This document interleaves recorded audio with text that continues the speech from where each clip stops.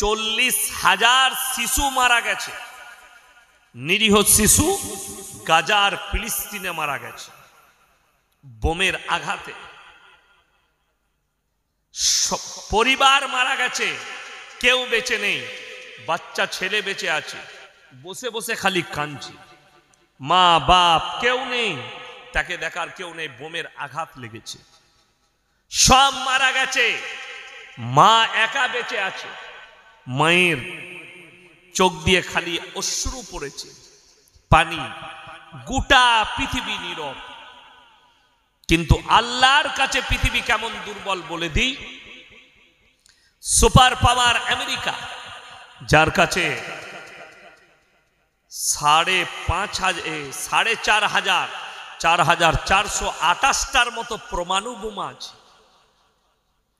পৃথিবীর সব থেকে খুনখার মিলিটারি আছে, সেনাবাহিনী আছে, যুদ্ধ বিমান আছে, অত্যাধুনিক অস্ত্রই ভরা আছে। গোটা আমেরিকা সুপার পাওয়ারকে আল্লাহ ঘুটনায় নিয়ে এসেছে, হুঁটো গেড়ে দিয়েছে আল্লাহর পাওয়ারের কাছে। ক্যালিফোর্নিয়ায় কুদরতি বালা এসছে, জঙ্গলে আগুন লেগেছে, 40,000 একর এরিয়া ধ্বংস করে দিয়েছে, এখনো আগুন লিবিয়ে ক্লিয়ার করতে পারে। কয়েকশো যুদ্ধ বিমান, হেলিকপ্টার, এয়ারক্রাফট সব সমুদ্র থেকে পানি তুলছে আর পানি ছুটছে আসমান থেকে, আগুন লিবাতে পারে। পৃথিবীর দামি দামি হলিউডের স্টার, যাদের বাড়িগুলো দাঁড়িয়ে পুড়িয়ে ছাই হয়ে গেল, কোটি কোটি টাকার, বলছে এত টাকা লস হয়েছে, এতগুলো প্রাণ চলে গেছে। আমেরিকার ওই ক্যালিফোর্নিয়ায়, যে পৃথিবীর কয়েকটা দেশের জিডিপির থেকেও বেশি টাকা লস হয়েছে, ঘর বাড়ি রাখ হয়ে গেছে, দামি দামি বাড়ি, আম্বানির মতো দামি দামি বাড়ি রাখ হয়ে ঝুঁকে পড়ে গেছে, মাথা টেকে দিয়েছে কুদরতের কাছে। নাম্বার 1। নাম্বার 2, আল্লাহ তাআলা যদি দেয়, বরফেরও ঝড় দিতে পারে, পারে না? পারে না। আমেরিকায় বরফের ঝড় এসছে এক এরিয়ায়, সমস্ত গাড়ি, ঘর বাড়ি, রোড বরফের ঝোঁকায় ঢেকে গেছে, কয়েক ফুট বরফ ঢেকে গেছে।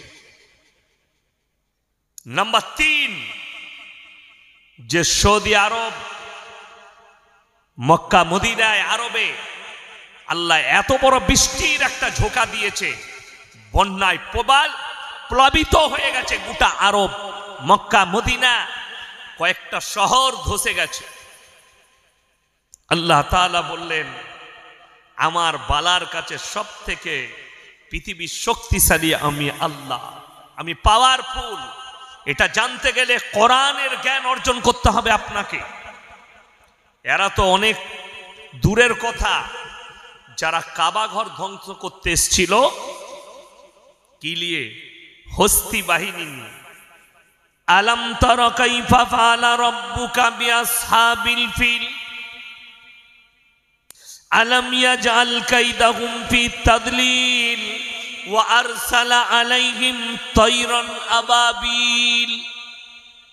হে আমার নবী, আপনি কি দেখেননি যারা হস্তি বাহিনী নিয়ে, আব্রাহা বাদশা, সে বললে কাবা ঘরকে গুড়িয়ে দেওয়া হবে, আমার হস্তি বাহিনীর দ্বারা কাবা ঘর ধূলিসাৎ করে দেব।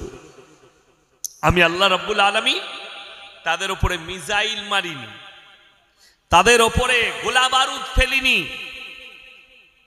আমি খালি একটা পাখি পাঠিয়েছি, আবাবিল, আর তাদেরকে হুকুম দিয়েছি মুখে করে পাথর তুলো আর আসমান থেকে তাদের উপরে নিক্ষেপ করো। সেই পাখিরা আসমান থেকে ঠোঁটে করে ছোট ছোট পাথর নিক্ষেপ করেছে। তার রেঞ্জটা আল্লাহ এত পাওয়ারফুল করেছিল, সেই পাখির ঠোঁটের পাথরটা খালি মুখে করে ছেড়েছে, রেঞ্জটা তৈরি করেছেন আমার আল্লাহ। হাতির পিঠে লেগে পেট দিয়ে বেরিয়ে গেছে। একটা হাতিকে মারতে গেলে বাজাপ্তা পুলিশ দিকে, যারা জঙ্গল মহলে ফরেস্টে চাকরি করে, তাদেরকে ট্রেনিং দেওয়া হয় কোন জন্তুর কোন জায়গায় মারলে তবে জন্তুটা মারা যাবে। হাতি সব জায়গায় শরীরে গুলি খাবে না, গুলি ছিটিয়ে বেরিয়ে যাবে। কোন জায়গায় মারলে হাতিটা মারা যাবে এটা ট্রেনিং দেওয়া হয়। আর আমার আল্লাহ রাব্বুল আলামিন পাখিদিকে ট্রেনিং দেয়নি, খালি হুকুম দিয়েছে আসমান থেকে খালি পাথরটা নিক্ষেপ করে দাও। এত রেঞ্জ বাড়িয়েছে। রেওয়ায়েতে আছে কাবা ঘরে পৌঁছানোর আগে আমি আল্লাহ রাব্বুল আলামিন ওই হস্তি বাহিনীকে ধূলিসাৎ করে মাটির সাথে মিশিয়েছি। জোরে একবার বলুন সুবহানাল্লাহ।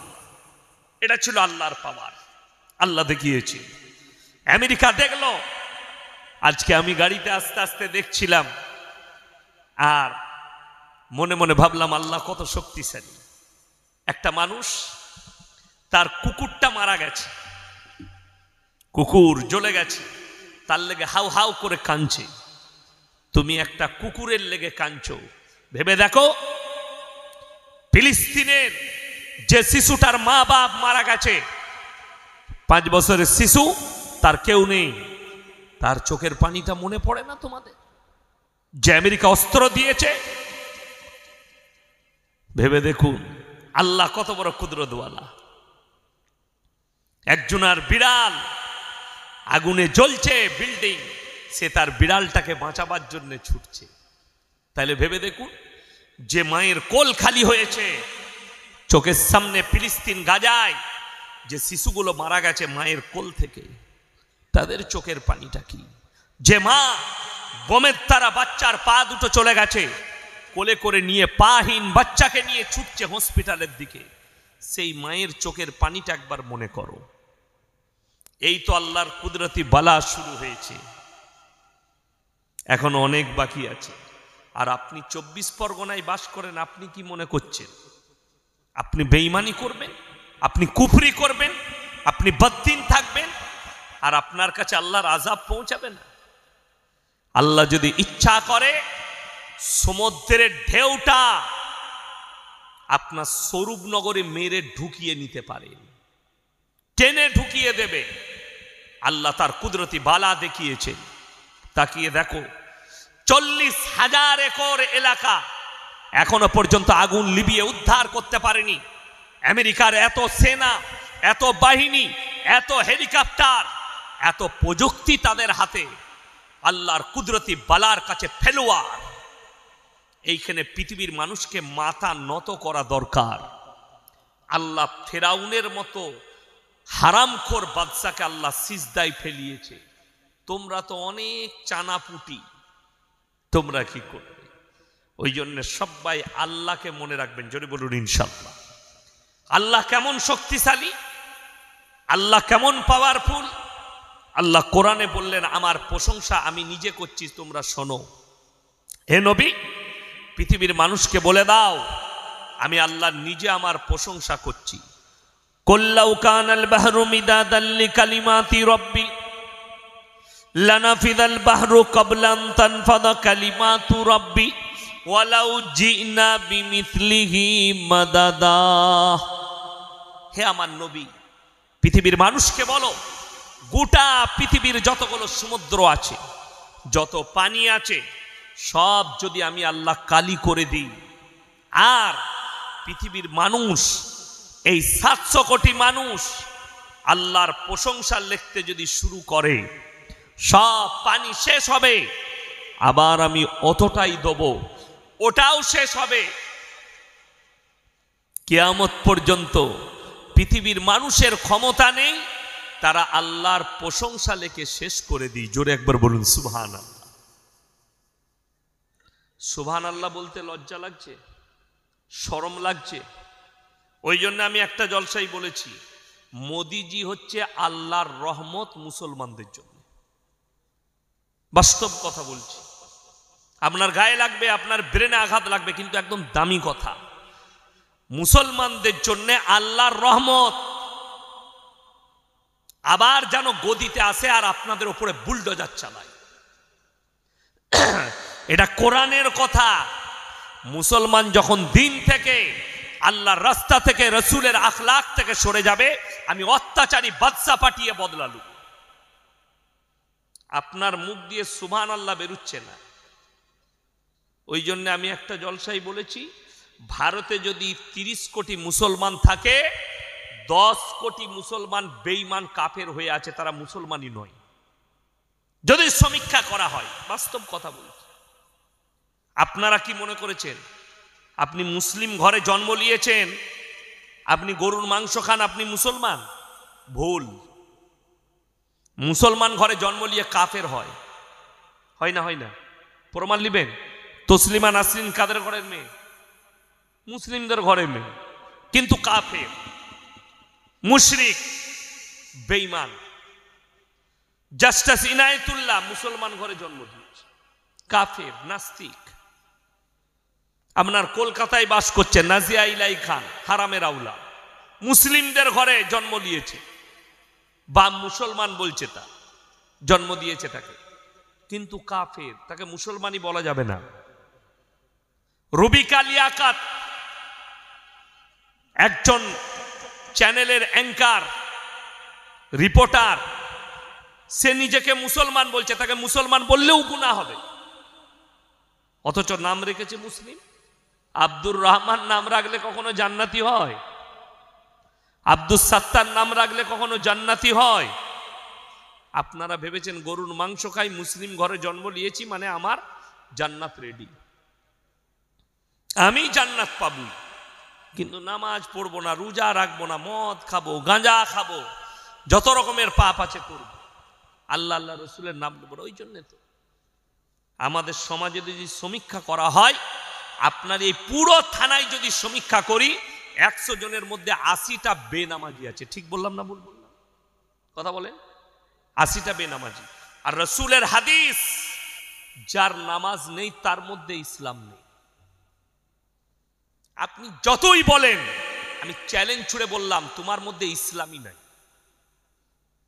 শুধু এটা নয়, তুমি যদি বলো আমি নামাজই পড়ব না কিন্তু আমি জান্নাতে যাব, তুমি বিনা নামাজে জান্নাতে যেতে পারবে কি না পারবে, এটা আমরা মৌলবীরা বলবো না, কোরআন বলবে। কোরআনে আছে দুটো দল, একটা জান্নাতে যাবে আর একটা জাহান্নামে। এই জাহান্নামী দলকে জান্নাতি দলেরা তারা দাঁড় করাবে, কি বলে? ফি জান্নাতি ইয়াতাসাআলুনা আনিল মুজরিমিনা মা সালাকাকুম ফি সাকার। এই জাহান্নামী ভাইয়েরা দাঁড়াও দাঁড়াও, তোমরা বলতে আমরা পাড়ার ভালো লোক, তোমরা আজকে জাহান্নামে যাচ্ছ। তাদের 1 নম্বর উত্তর হবে ক্বালু লাম নাকু মিনাল মুসাল্লিন, আমরা মুসল্লিদের মধ্যে ছিলাম না, আল্লাহ তাই আমাদেরকে জাহান্নামে পাঠিয়েছে। আর আপনি বলছেন আমি বেনামাজি জান্নাতে যাব, আপনি বলছেন জীবনে নামাজ পড়বো না জান্নাত পাবো। আর যদি মনে করেন জলসা দেবো, মিলাদ পড়াবো হুজুর দিকে দিয়ে, ইসালে সাহাবের মিলাদ পড়িয়ে জান্নাতে যাব, তোর হুজুরও মার খাবে, তুইও খাবি। এটা লিখে নিয়ে যাও যে হুজুর তোমাকে বেনামাজি হওয়ার পরে তোমাকে জান্নাতে ভরতে যাবে, সে হুজুর আগে মার খাবে, সে যত বড়ই হুজুর হোক। আর বাপের বেটা থাকলে স্টেজে ডেকে নিয়ে এসে দিয়ে তাকে বলো কলম করে কোরআনের এই আয়াতটা কেটে দিয়ে যায়, যেখানে আল্লাহ তাআলা বললেন যে শোনো, তারা উত্তর দেবে ক্বালু লাম নাকু মিনাল মুসাল্লিন, আমরা মুসল্লিদের মধ্যে ছিলাম না, ওয়ালাম নাকু নুতিমুল মিসকিন, আর মিসকিনকে খানা খাওয়াইতাম না, তাই আল্লাহ জাহান্নামে পাঠিয়েছে। ইমানদারির সঙ্গে বলুন, আপনারা বললেন হাত তুলে আমরা কোরআনকে বিশ্বাস করি, কোন ব্যক্তি যদি কোরআন বিরোধী কাজ করে সে আর ইমানদার থাকবে? কথা বলে না এরা, থাকবে না। বললেন আচ্ছা সুদ হারাম না হালাল? কথা বলে না, হারাম। তাহলে আশা করি আপনাদের এখানে কোনো সুদখোর নাই, এরপরে আর কথা বলবে না, আমি তো জানি।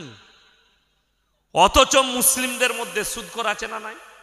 কথা বলে, কোরআনে আছে ওয়াহাল্লাল্লাহুল বাইয়া ওয়া হাররামার রিবা, সুদকে হারাম করেছি, ব্যবসাকে হালাল করেছি। এরপর কি হলো এখানে, কি হলো এখানে, কি হয়েছে জিজ্ঞেস করুন।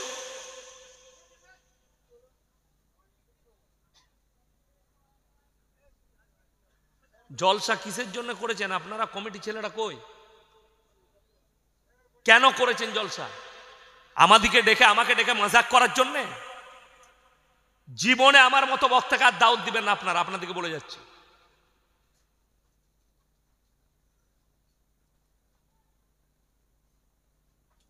মজাক বানানোর জন্য করেছেন?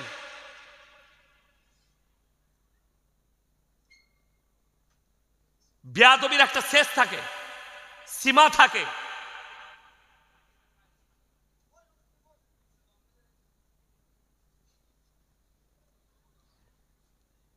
একটা মাজমা করছে, এত বেয়াদব আমি কোথাও দেখিনি।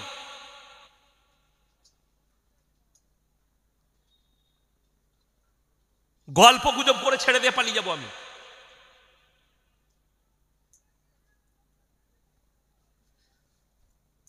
আমার মাথায় ঢুকে গেল এই স্বরূপনগরে আর জীবনে দাও দেব না, আজ কি শেষ তোমাদের জলসা।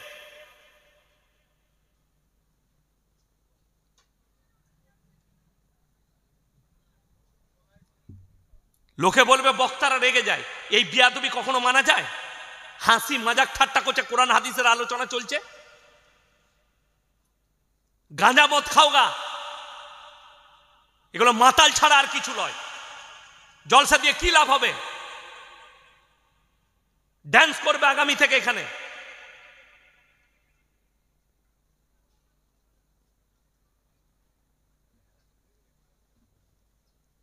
বিয়াদবির একটা সীমা থাকা চাই। ইয়ার কি মারা পেয়েছে, অন্য বক্তাকে ডেকে সব মজাক করবে।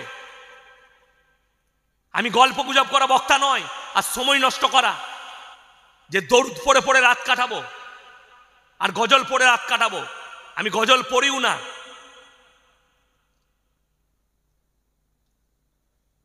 বসবে না, ঘর যেতে বলেছি তো আমি, ঘরে গিয়ে সৌগা।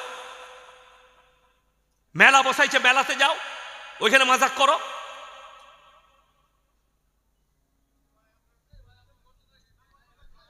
ভাই দরুদ শরীফ পড়ুন। আল্লাহুম্মা সাল্লি আলা মুহাম্মাদিন ওয়া আলা আলি মুহাম্মাদ কামা সাল্লাইতা আলা ইব্রাহিম ওয়া আলা আলি ইব্রাহিম ইন্নাকা হামিদুম মাজিদ। আল্লাহুম্মা বারিক আলা মুহাম্মাদিন ওয়া আলা আলি মুহাম্মাদ কামা বারাকতা আলা ইব্রাহিম ওয়া আলা আলি ইব্রাহিম ইন্নাকা হামিদুম মাজিদ। কোরআনে আছে সুদ তোমাদের জন্য হারাম। এরপরে এটা জানার পরে যে ব্যক্তি সুদ খেলো সে আল্লাহর সঙ্গে যুদ্ধ ঘোষণা করলো। করলো না করলো না? করলো। রাসূলের হাদিস, কোন ব্যক্তি যদি 1 টাকা সুদ খায়, নিজের মায়ের সঙ্গে সর্বনিম্ন পাপ 36 বার জিনা করার সমান পাপ হবে। জোরে বলুন নাউজুবিল্লাহ। যারা সুদ খায়, সুদখোর আছেন, তাদেরকে বলছে আপনি চিন্তাধারা নেবেন। আমার কিন্তু চাকরি যাবার ভয় নাই, আমি ওই জন্য কোথাও মাপকাঠি করে কথা বলি না। আর আমাকে বলে দিবে কমিটির ছেলে হুজুর এই বায়ান করবেন না, আমি মানি না। আমি আমার বক্তব্য দেব, সুদ গাঁজা মদ, সমাজ পরিবর্তনের দরকার আছে। গল্প গুজব অনেক শুনেছেন, আজকে এই গল্প গুজব করার কারণে স্টেজগুলো আজকে আমাদের কওমের পরিবর্তন হয়নি। জলসা দেয়, বক্তা আসে, গল্প গুজব করে, মজাক করে, চলে যায়। জলসা হয়ে গেল, হুজুরের গলা ভালো ছিল, ফায়দা কি পেলি? কিচ্ছু পাই না, খালি বিরিয়ানি খাওয়া হয়েছে। এই জায়গাটা শেষ করুন, আর কোরআন হাদিসের আলোচনা চলুন, যেটার দ্বারা সমাজ পরিবর্তন হবে। আজকে এইটার কারণেই আল্লামা ইকবাল বলেছেন, ইস ঘর কো আগ লাগি ঘর কি চিরাগ। আমি আপনাদের এখানে প্রমাণ দেব, মদ খাওয়া হারাম না হালাল? কথা বলেন। হারাম। মুসলমান মদ খায় না খায় না? খায়। মুসলমান মদও খায়। আমি আপনাদেরকে আপনাদের স্বরূপনগর থানায় দেখিয়ে দিব, অনেক মুসলমান মদ বিক্রিও করে। তাহলে যে মুসলমান মদ পান করছে, এই মুসলমান জেনে শুনে হারাম কাজ করছে, করছে না করেনি? জেনে শুনে পাপ করছে, জানে হারাম, তারপরেও সেই কাজ করছে, সেই খাচ্ছে, তাহলে আল্লাহর সঙ্গে যুদ্ধ ঘোষণা করলো। তারপরেও এই লোকটা মদ খেয়ে, জেনে শুনে মদ খেয়ে খেয়ে নিজের জীবনটা শেষ করে মারা গেল। মদের ভাটিটা মারা গেল, মদের বোতল টেনে বাড়িতে মারা গেল। এই লোকটাকে আপনি কোন হিসাবে বলছেন যে একে দোয়া করে জান্নাতে পাঠাতে হবে? এ তো চিরজীবন আল্লাহ বিরোধী, এ তো মৃত্যুকাল পর্যন্ত আল্লাহর সঙ্গে যুদ্ধ করে গেছে। আল্লাহ হারাম করেছে কিন্তু এই হালাল করে খাচ্ছে, অথচ সে নিজেকে মুসলমান বলে দাবি করছে। আপনারা বলুন, দাড়ি রাখা হারাম না দাড়ি কাটা হারাম? কথা বলে না? দাড়ি কাটা হারাম। আমি আপনার এই গ্রামে দেখিয়ে দেবো 100টার মধ্যে 80টা দাড়ি চাচা লোক, বেশি হবে তাও কম নয়, ঠিক কিনা? সমস্যা কোথায়? কোনো ছেলে যদি 5 ওয়াক্তের কোনো যুবক নামাজ পড়ে, মুখেতে দাড়ি রাখে, এখন তার বিয়ে ঠিক হলে আমাদের ভদ্র মহিলারা বলছে, স্মার্ট মেয়েরা বলছে, এই মেয়ে ছেলেটা পাগল, ওকে বিয়ে করবো না। খেপা, দাড়ি রেখেছে, নামাজ পড়ে মানে খেপা।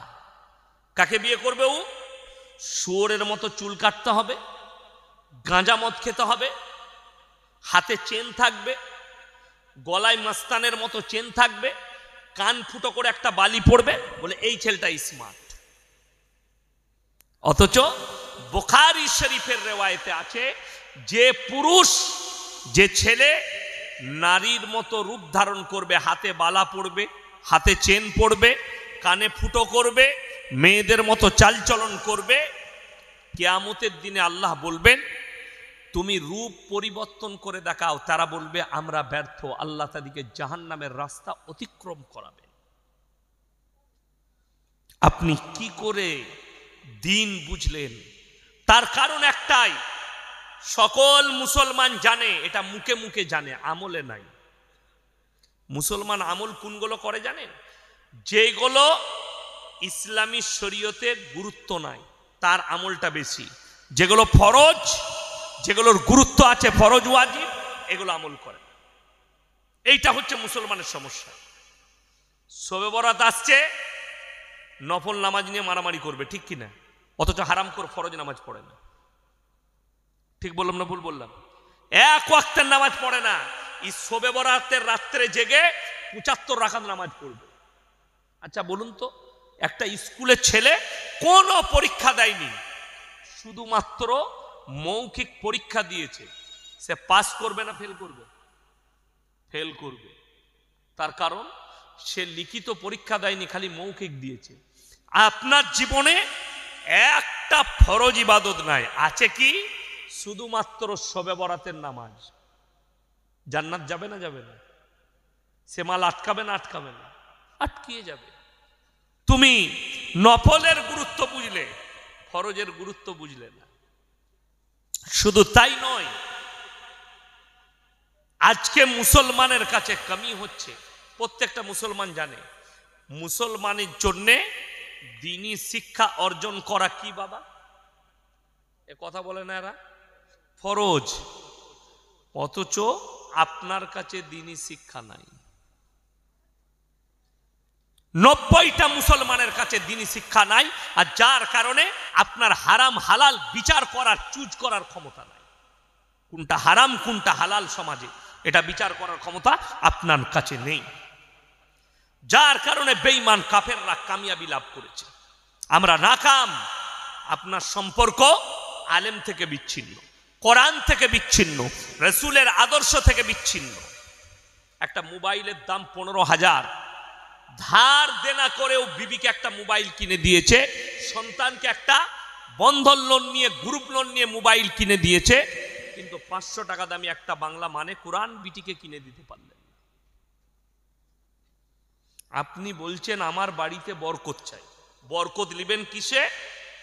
নামাজ পড়ব না, রোজা রাখবো না, কোরআনের তেলাওয়াত করব না, হুজুরের তাবিজে বরকত নেব।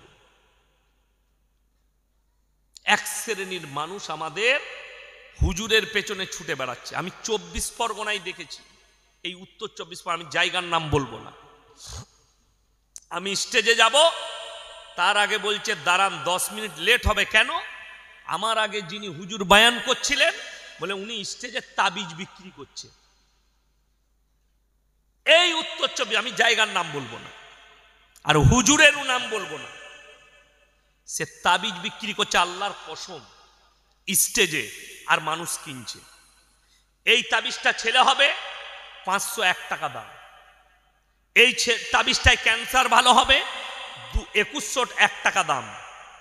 এইভাবে তাবিজগুলো স্টেজে বিক্রি করছেন। তেনার বিক্রি হয়ে গেল, আমি গেলাম, আমি বললাম বরকতের তাবিজ কে কে নিয়েছে? হাত তুলল। আমি বললাম বাবা তোমার ক টাকা ইনকাম? হুজুর মাসে আমি 30,000 ইনকাম করি। আলহামদুলিল্লাহ, 30,000 ইনকামটাই কম পড়েছে, তাই বরকতের তাবিজ নিবে। আমি বললাম তোমার ইমামের বেতন কত? 6,000। ইমাম সাহেবের বেতন 6,000। আমি বললাম তাবিজে যদি তোমার বরকত হবে, তাহলে এরকম বুকা হুজুর কেউ আছে যে লোককে বড় লোক করে নিজে গরিব থাকবে? কথা বলে না? আমার মাদ্রাসায় আমার 11,000 টাকা বেতন, আমার আব্বার মাদ্রাসায়। তো আমাকে যদি আপনাদের গ্রামের কেউ বলে হুজুর যখন বর্ধমান থেকে এসছেন একটা বরকতের তাবিজ দিয়ে যান, তোমার ইনকাম কত বাবা? বলে মাসে 50,000। তাহলে তাবিজটা ওকে আগে লাগবে না আমাকে লাগবে? আগে আমাকে লাগবে। ও তো 50,000 টাকা ইনকাম করে, আমার 11,000 ইনকাম। এই জিনিসটা বুঝতে আপনি পারেননি, তার কারণ হচ্ছে আপনার কাছে দিন নাই, আপনার কাছে দিনই শিক্ষা নেই, আপনার কাছে আপনার বাড়িতে কোরআন হাদিসের চর্চা নেই।